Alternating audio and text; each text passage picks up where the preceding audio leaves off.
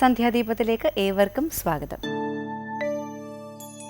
നാമം ജപായനം പുണ്യം നിരുപമദീപാങ്കുരം പോലെ സ്വരശ്രുതിലയമരമതുലം ദേവാങ്കണം മോക്ഷസംഗീതസാരം നീളും വഴിത്താരയിൽ ജീവതാരം മന്ത്രാലാപം മായാവിൻ നിൻ പ്രസാദം.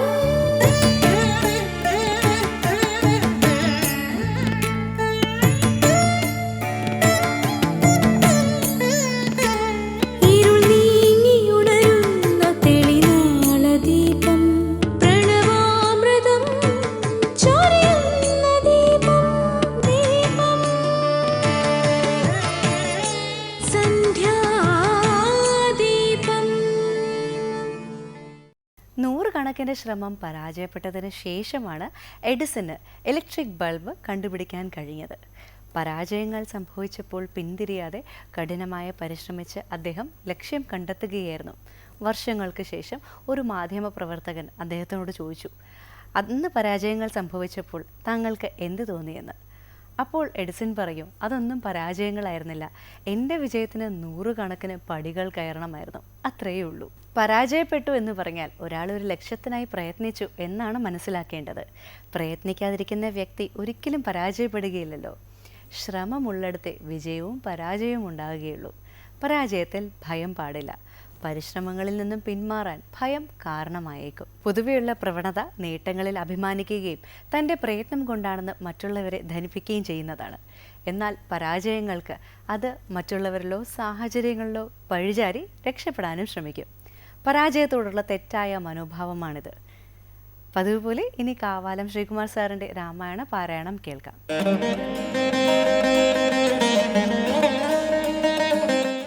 ഇത്തം ഭഗവതി ഗൗരി മഹേശ്വരി ഭക്ത്യാ പരമേശ്വരനോടു ചൊന്നപ്പോൾ മന്ദസ്മിതം ചെയ്തു മന്മഥനാശനൻ. സുന്ദരീ കേട്ടുകൊള്ളുക എന്നരുളി ചെയ്തു.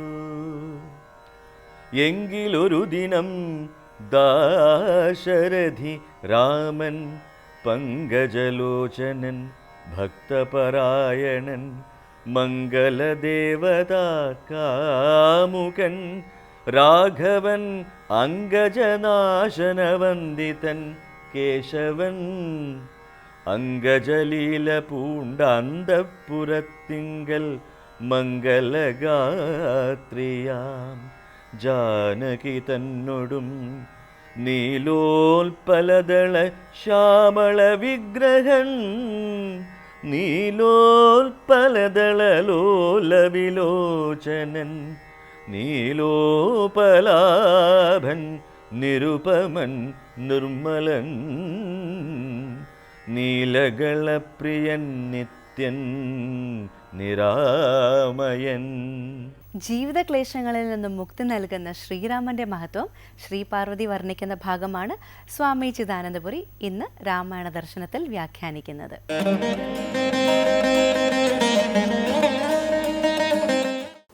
ഉമാമഹേശ്വര സംവാദരൂപമായ അധ്യാത്മരാമായണത്തിൽ അയോധ്യാകാന്ഡം ആരംഭിക്കുകയാണ്. ശ്രീരാമചരിതത്തെ എത്ര കേട്ടിട്ടും മതിയാവുന്നില്ല എന്നുള്ള തൻ്റെ വീണ്ടും കേൾക്കാനുള്ള ആഗ്രഹത്തെ പാർവതി പ്രകടിപ്പിക്കുന്ന ഭാഗമാണ് നമ്മൾ ശ്രദ്ധിക്കുന്നത്. എഴുത്തച്ഛൻ്റെ ആ ഒരു ആന്തരികമായ പരാഭക്തിയുടെ സ്ഫുരണമായിട്ട് ഹൃദ്യമനോഹര പദാവലികളെ കൊണ്ട് ശ്രീരാമനെ വർണ്ണിച്ചുകൊണ്ടാണ് ഈ ചോദ്യം അവതരിപ്പിക്കുന്നത്. ആ ഭാഗം ശ്രദ്ധിച്ചുകൊണ്ടിരിക്കുകയാണ്. നാരദസേവ്യനും നളിനാസന പ്രിയനും നാരകാരാദിയുമായ, നാരകം നരകവുമായി ബന്ധപ്പെട്ടതാണ്, നരകപ്രാപ്തിക്ക് കാരണമാകുന്നതാണ്, അതിൻ്റെ ശത്രു അഥവാ അതിനെ ഇല്ലാതാക്കുന്നവൻ എന്ന് പറയുമ്പോൾ നരകക്ലേശങ്ങളെ, ജീവിത ദുഃഖങ്ങളെ മുഴുവൻ ഇല്ലാതാക്കുന്ന അങ്ങനെയുള്ള ശ്രീരാമൻ നളിനശരഗുരുനാഥൻ, നളിനശരൻ കാമദേവൻ, കാമദേവൻ്റെ ഗുരു പിതാവ് ബ്രഹ്മാവ്, ബ്രഹ്മാവിനും നാഥനായിട്ടുള്ളവൻ മഹാവിഷ്ണു, സാക്ഷാൽ മഹാവിഷ്ണുവായ രാമൻ, അങ്ങനെ അർത്ഥം എടുക്കേണ്ടി വരും. അങ്ങനെയുള്ള നരസഖൻ, സദാ നരൻ്റെ സഖാവായിരിക്കുന്നവൻ, നരനും നാരായണനും സഖാക്കൾ, ധർമ്മസംസ്ഥാപനത്തിന്, ലോകരക്ഷണത്തിന് സദാ തപശ്ചര്യയിൽ കഴിയുന്നു എന്നുള്ളതാണ്. ആ നരനാരായണന്മാരുടെ തപസ്സിലൂടെ ജഗൻ മംഗളം സംഭവിക്കുന്നു എന്നുള്ളത്. ആ ഒരു കാഴ്ചപ്പാടിൽ ഇരുന്നു കൊണ്ടാണ് നരസഖൻ എന്ന് പറഞ്ഞിട്ടുള്ളത്. നാനാജഗന്മയൻ, വൈവിധ്യപൂർണമായ സമ്പൂർണ്ണ പ്രപഞ്ചവുമായി തീർന്നിട്ടുള്ളവൻ.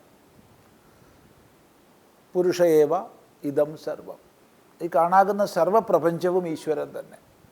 വിശ്വരൂപനാണ് ഭഗവാൻ, വിശ്വം മുഴുവൻ അവൻ്റെ രൂപമാണ്. അങ്ങനെയുള്ള സകല ജഗന്മയനായിരിക്കുന്ന നാദവിദ്യാത്മകൻ, നാദവിദ്യാസ്വരൂപമായവൻ. നാദം പ്രണവമാണ്. അതിസൂക്ഷ്മമായ പ്രണവത്തിലൂടെ അറിയപ്പെടുന്നവൻ, അഥവാ പ്രണവസംബന്ധിയായ വിദ്യ സ്വരൂപമായവൻ, അഥവാ ജഗത്തിൻ്റെ സൃഷ്ടിക്ക് മുഴുവൻ കാരണഭൂതമായിരിക്കുന്ന യാതൊരു നാദമുണ്ടോ ആ വിദ്യയോട് ചേർന്നവൻ, അത് സ്വരൂപമായവൻ, നാദവിദ്യാത്മകൻ. നാമസഹസ്രവാൻ, 1000 നാമങ്ങളാൽ കീർത്തിക്കപ്പെടുന്നവൻ, സഹസ്രനാമങ്ങളാൽ കീർത്തിക്കപ്പെടുന്നവൻ. അങ്ങനെയുള്ള അതിമനോഹര ഭാവത്തോടു കൂടിയ നരകശത്രുവായ ഭഗവാൻ, പരനും പുരുഷോത്തമനും കാരുണ്യവാരിധിയും കാമഫലപ്രദനും, ഇങ്ങനെ അനേക പദങ്ങളെ കൊണ്ട് രാമൻ സാക്ഷാൽ നാരായണൻ തന്നെ, സാക്ഷാൽ പരമാത്മാവ് തന്നെ എന്ന് സൂചിപ്പിച്ച ശേഷം ഇടയ്ക്കിടെ ആ പരമാത്മാവിനെയും രാമനെയും ഏകീഭവിച്ച ജ്ഞാനം നമ്മൾക്ക് ലഭിക്കാൻ വേണ്ടിയിട്ട് തീർത്തും രാമപര്യായങ്ങളെയും പറയുന്നു.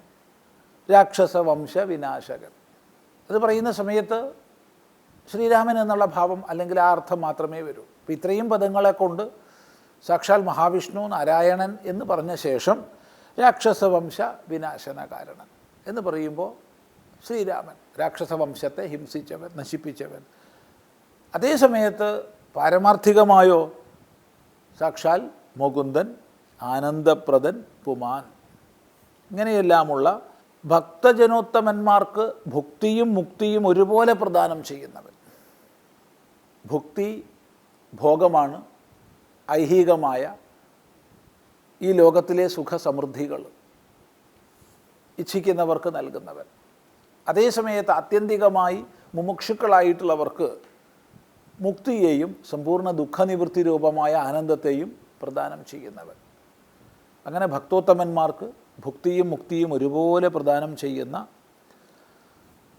ശക്തി വിമുക്തൻ, ഒന്നിലും ആസക്തിയില്ലാത്ത, ഒന്നിനോടും ആസക്തിയില്ലാത്ത വിമുക്ത ഹൃദിസ്ഥിതൻ, വിമുക്തന്മാരുടെ ഹൃദയത്തിൽ നിലകൊള്ളുന്ന, സർവ്വലോകബന്ധങ്ങൾ ഒഴിഞ്ഞ മഹാത്മാക്കളുടെ ഹൃദയത്തിൽ സദാ നിലകൊള്ളുന്ന, ഒരേ സമയത്ത് വ്യക്തഭാവവും അവ്യക്തഭാവവുമായിരിക്കുന്നവൻ. ഈ കാണാകുന്ന സകല വ്യക്തപ്രപഞ്ചവും അവൻ തന്നെ, അതേ സമയത്ത് പാരമാർത്ഥിക രൂപമോ അവ്യക്തമാകുന്നു. ഇങ്ങനെ വ്യക്തനും അവ്യക്തനും ആ ഒരുപോലെ ഇരിക്കുന്ന അനന്തൻ, ദേശകാല വസ്തു പരിമിതികളില്ലാത്തവൻ, ദേശം കൊണ്ടോ കാലം കൊണ്ടോ ഒരിക്കലും തന്നെ പരിച്ഛിന്ന ഭാവം, പരിമിതത്വം ഏർപ്പെടാത്തവൻ. അങ്ങനെയുള്ള ഭഗവാൻ ശക്തിയുക്തൻ, ഈ ജഗത്തിൻ്റെ സൃഷ്ടിസ്ഥിതി സംഹാരാദി സകല കാര്യങ്ങളും ചെയ്യാനുള്ള ശക്തിയോടൊത്തവൻ, ശരണാഗത വത്സലൻ. ആരാണോ അനന്യഭക്തിയോടുകൂടി ശരണാഗതിയെ പ്രാപിക്കുന്നത് അവരെ അങ്ങേയറ്റം സ്നേഹിക്കുന്ന, വത്സലഭാവത്തിൽ കാണുന്ന, അതുപോലെ തീർത്തും ശരണാഗതന്മാരാൽ വാത്സല്യഭക്തിയോടുകൂടി ആര് ഉപാസിക്കപ്പെടുന്നു അങ്ങനെയുള്ള ശരണാഗത വത്സലൻ. നക്തഞ്ചരേശ്വരനായ ദശാസ്യന് മുക്തി കൊടുത്തവൻ, രാക്ഷസാധീശനായ രാവണന് ഗതിയെ നൽകിയ അങ്ങനെയുള്ള രാമൻ്റെ ചരിത്രങ്ങൾ നക്തന്തിവം രാവും പകലും, നക്തന്തിവം രാവും പകലും കേട്ടാലും എത്ര കാലം? ജീവിതാവധി, മരണം വരെ, ഈ ജീവിതമുള്ള കാലത്തോളം കേട്ടാലും തൃപ്തി വരാ എന്നല്ല. അങ്ങനെ രാമചരിതം കേട്ടതിൽ ലയിച്ചിരിക്കുന്ന ഒരാളെ സംബന്ധിച്ച് മറ്റൊന്നും അയാൾ ആഗ്രഹിക്കുന്നില്ല, അവിടെ മുക്തി പോലും ഇച്ഛിക്കുന്നില്ല. പരമമായ മുക്തിക്കായിക്കൊണ്ടുള്ള ഇച്ഛ പോലും ഈ രാമചരിതത്തിൽ മുങ്ങിപ്പോകുന്ന സമയത്ത് ഇല്ലാതാവുകയാണ്. പിന്നെ മറ്റാവശ്യങ്ങളെ, ആഗ്രഹങ്ങളെക്കുറിച്ച് പറയേണ്ടതില്ലല്ലോ. തീർത്തും അതിൽ വിലയീഭൂതമായി തീരുകയാണ്. ഇപ്രകാരം മനോഹരിയായ ഗൗരി ഭഗവതി പറഞ്ഞ സമയത്ത് പുഞ്ചിരിച്ചുകൊണ്ട് കാമനാശകനായ പരമേശ്വരൻ മറുപടി പറഞ്ഞു. അങ്ങനെയാണ് കിളിപ്പാട്ടിൽ രാമായണം തുടരുന്നത്. നമുക്കത് അടുത്ത പ്രാവശ്യം ശ്രദ്ധിക്കാം.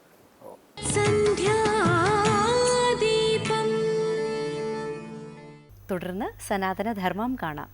ഗുരുവിൻ്റെ വാക്കുകൾ ഏകാഗ്രതയോടെ ശ്രവിച്ചാൽ ജീവിത വിജയം നേടുമെന്ന് അർജുനിലൂടെ വ്യക്തമാക്കുകയാണ് ബ്രഹ്മചാരി അച്യുതാമൃത ചൈതന്യ.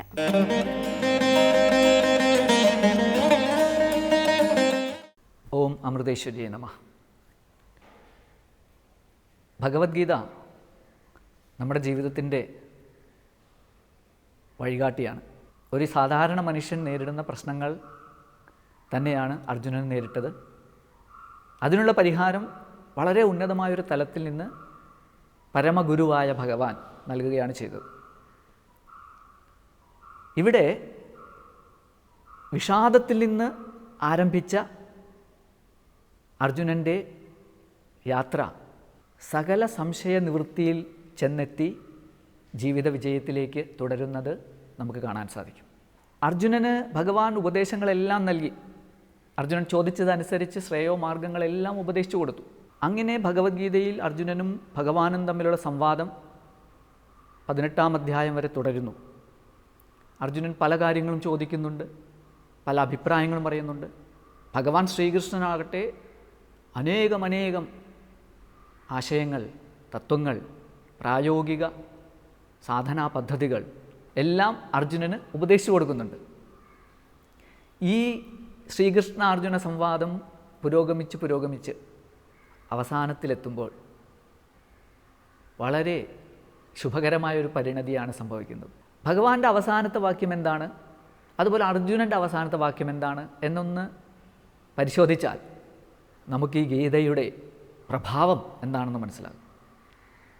ഭഗവാൻ അവസാനം പറയുന്ന വാക്യം കച്ചിദേതത് ശ്രുതം പാർത്ഥ ത്വയ ഏകാഗ്രേണ ചേതസ കച്ചിത് അജ്ഞാനസമ്മോഹ പ്രണഷ്ടസ്തേ ധനഞ്ജയ എന്നാണ്. ജ്ഞാനമെല്ലാം കൊടുത്തിട്ട് വളരെ വാത്സല്യത്തോടുകൂടി ഭഗവാൻ അർജുനോട് ചോദിക്കുകയാണ്, അർജുന, നീ ഏകാഗ്രമായ മനസ്സോടുകൂടി ഞാനീ പറഞ്ഞതെല്ലാം കേട്ടുവോ? കച്ചിദേതത് ശ്രുതം പാർത്ഥ ത്വയ ഏകാഗ്രേണ ചേതസ, നിനക്ക് അജ്ഞാനം കൊണ്ടുണ്ടായ തെറ്റിദ്ധാരണകളെല്ലാം മാറിയോ?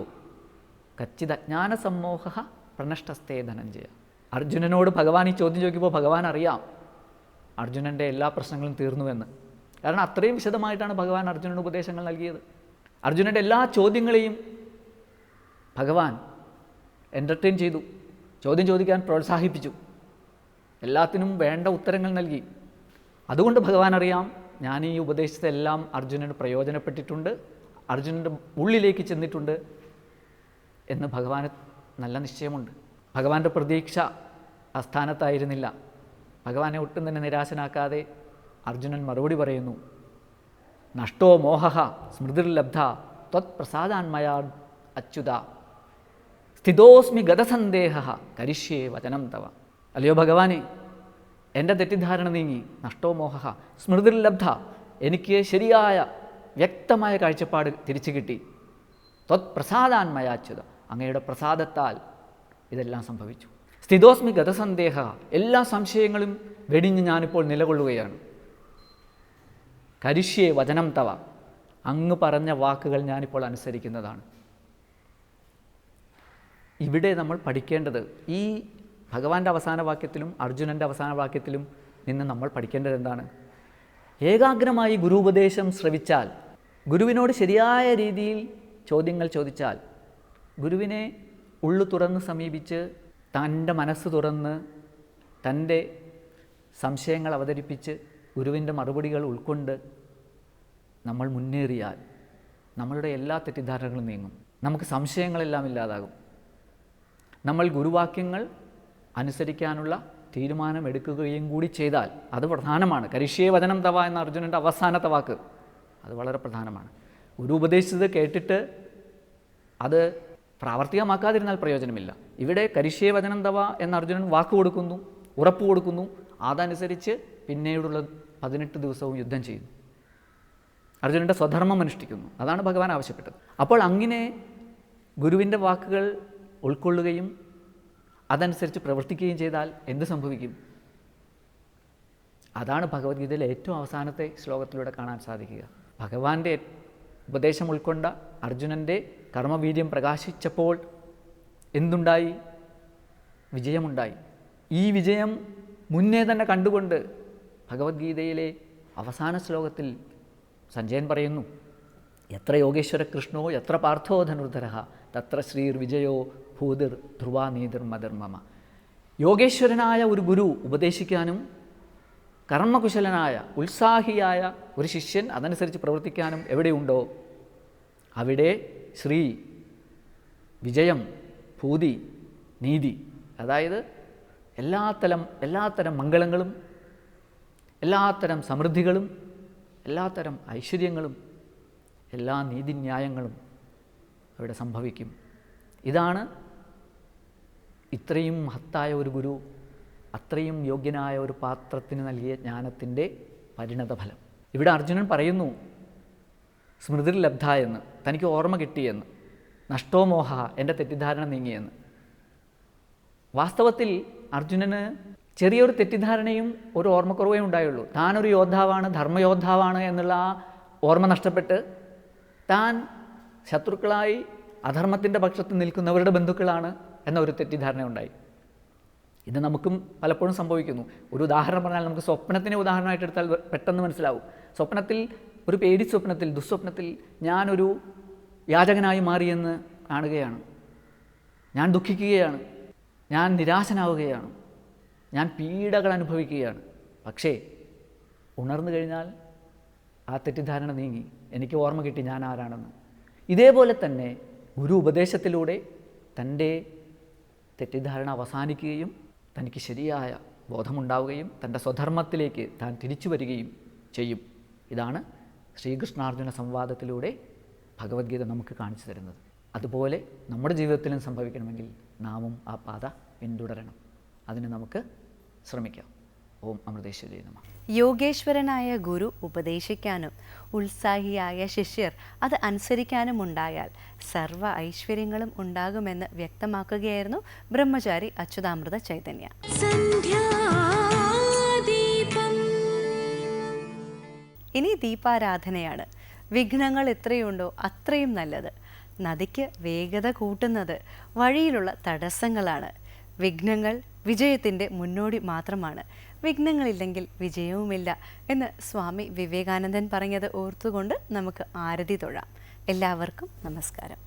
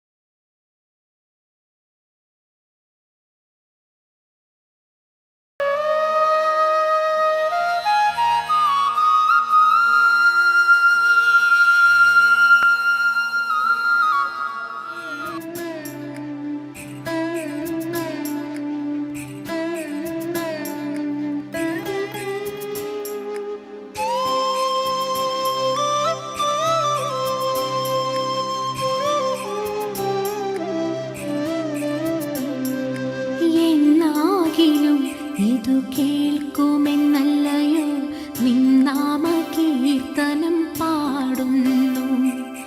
എന്നാകിലും ഇതു കേൾക്കുമേ